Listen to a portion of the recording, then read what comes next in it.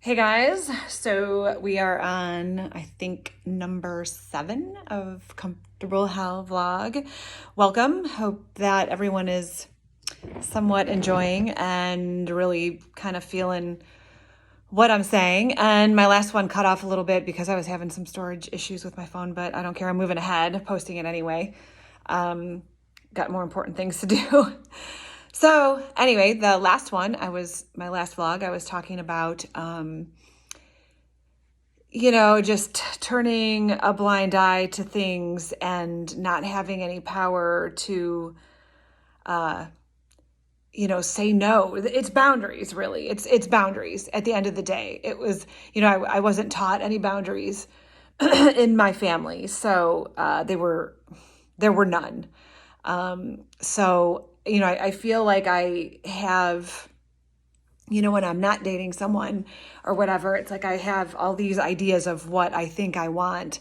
And then as soon as I start dating somebody, I completely like remove those boundaries. Or like, I'm like, it's like somebody saying, I have a boundary. I actually have a girlfriend that has this boundary that it's like she doesn't want to date cops for many reasons. It's just one of her boundaries. But who does she like attract the most? She attracts, cops, and she has a hard time saying no to them and stuff. So, but it's like we always just think like, well, this next one won't be, the same.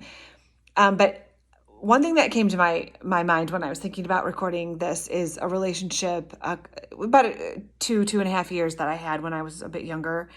And this person was very safe, very comfortable, but he had a lot of different likes and the things that he enjoyed doing.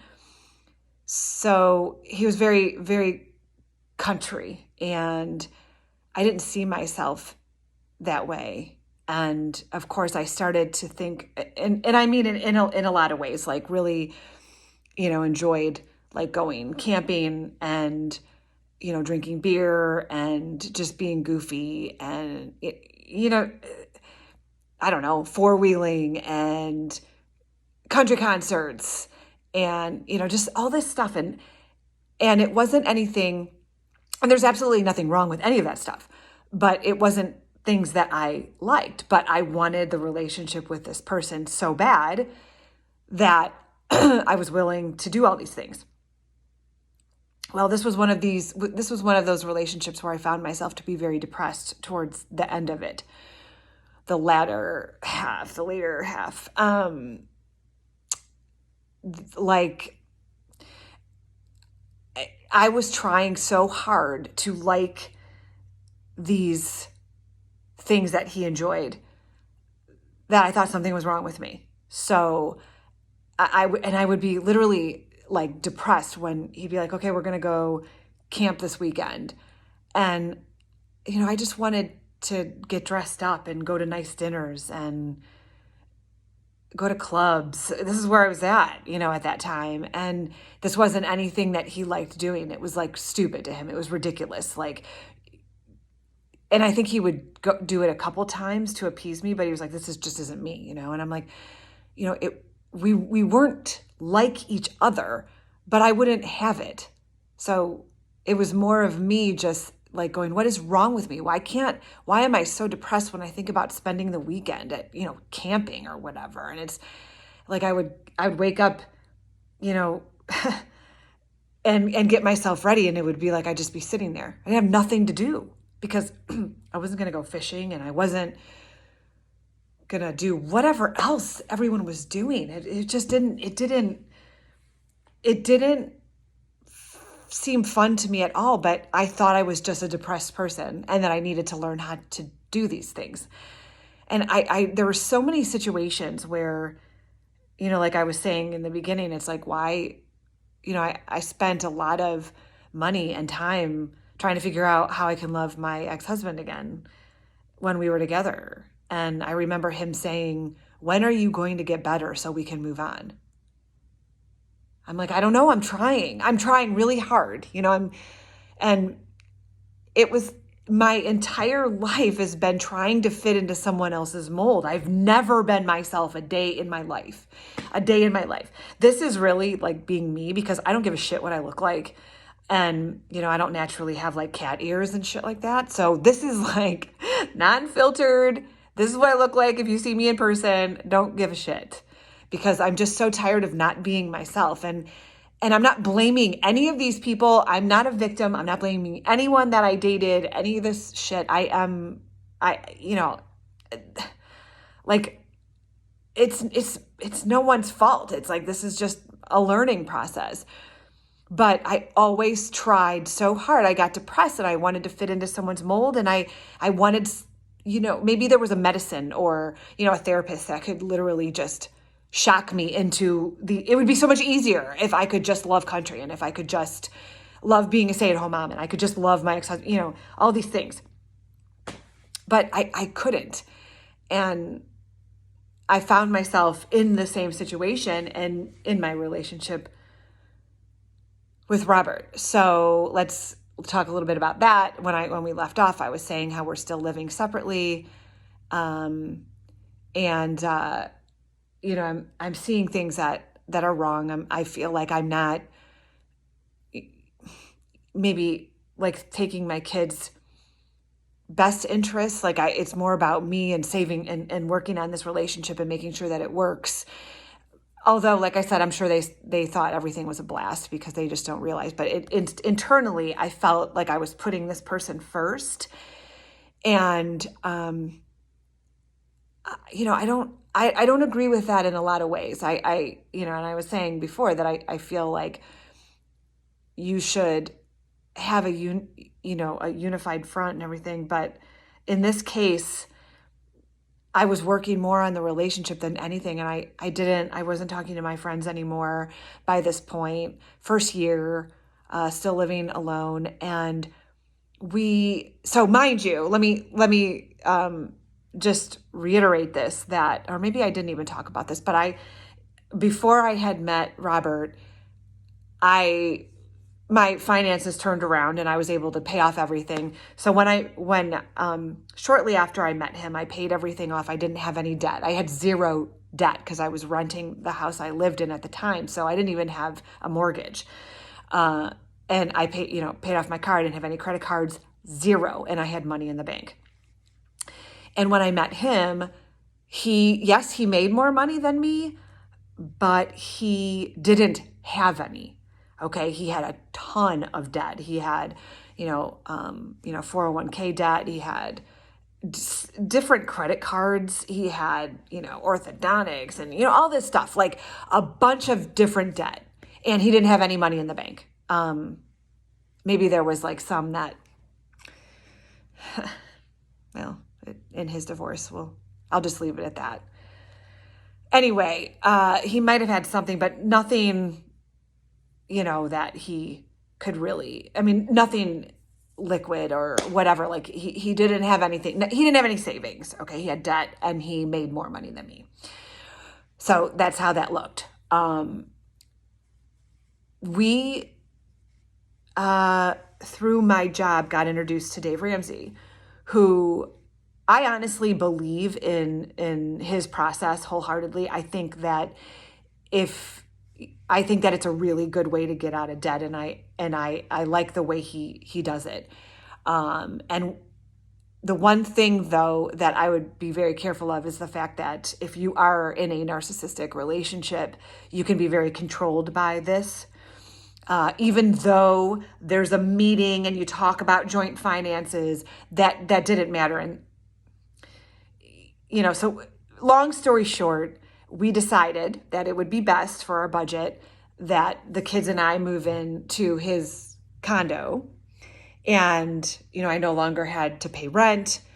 We would combine our money, which he didn't have any to combine. I had money to combine. I sold everything in my house, everything. And somehow, some way, I moved my account, my savings, into a joint savings with him, and also took all the money from, everything that I sold, all my furniture, bedrooms, everything. And I put it into this joint account. So somehow I must have fell and hit my fucking head, because all of a sudden I put my money into a joint account with him and sold everything. So I literally had nothing, right? No, nothing physical. So because it was the thing that it was the best thing to do, right? Like pay to help. And so we moved in together, and we lived in his place for about a year, maybe a little bit more, while we started paying off his debt. So yes, I made less than him, but I came in with money. I sold my things and split that money with him in this account, and he paid off his debt. So that's how that looked. Okay. And I'm not sure where or why I would do something so fucking dumb, but I did, because this was for the best. I was going to be with him forever, right? We're already living together. This was it. This is what I'm going to do. So I'll just intertwine, I don't know how I let that happen, but I did. And so the financial abuse began once that started, and I'll talk more about that. But also the sexual abuse began. Our relationship physically started off like gangbusters, physically. Like typically a lot of them do, maybe not all, but a lot. It's like very much, you're got this attraction and, spending a lot. I didn't live with him. So every time we got together, it was like, making things happen. Right. And once I moved in with him, we had like a small bedroom, upstairs. And so we shared a small bathroom upstairs with, some of the kids. And, like I realized that every night, like I couldn't just go to sleep, because it's what he needed. Like he needed sex, and I could never, if I would have ever said no, that I wasn't in the mood. And this progressively got worse and worse. He would literally, till all hours of the morning, there was no escape for me. He would be yelling at me and scolding me and bitching at me and telling me how I'm not meeting his needs, and I need to figure out how I can do this, because he shouldn't live without somebody wanting him. And I mean, he would be like, you need to, like lift up your shirt. I need to see your boobs before we go to bed. Or, it helps a man sleep. And don't you want me to sleep well?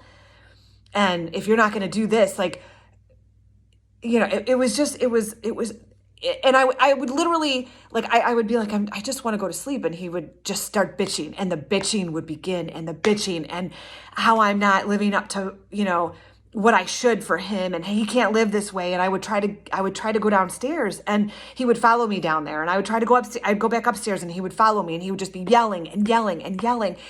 And I had visions of just getting in my car and trying to get away, but he would just follow me or call me, or, like I couldn't get away.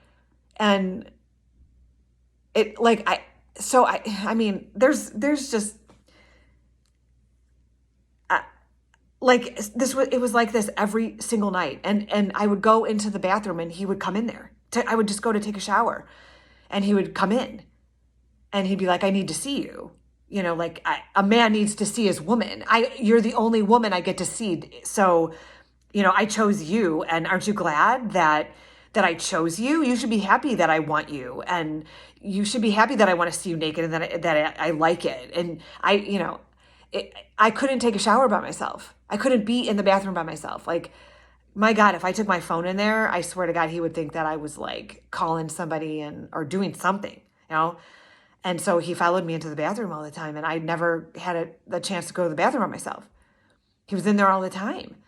And the minute I hated going to bed, I hated going to bed because I had to make a choice. Either I had to have sex or do other things to him, or I got bitched at and I couldn't go to bed. I couldn't go to sleep. So what do you do? What do you do when those are your two options? What do you do? So I will continue some more on this fun topic in my next vlog. But yeah, this is not good. And I didn't talk to any of my friends about this at all, because I thought it was my fault. And I thought I needed to learn how to be able to have sex every day, and love it and desire him and want him and all this stuff.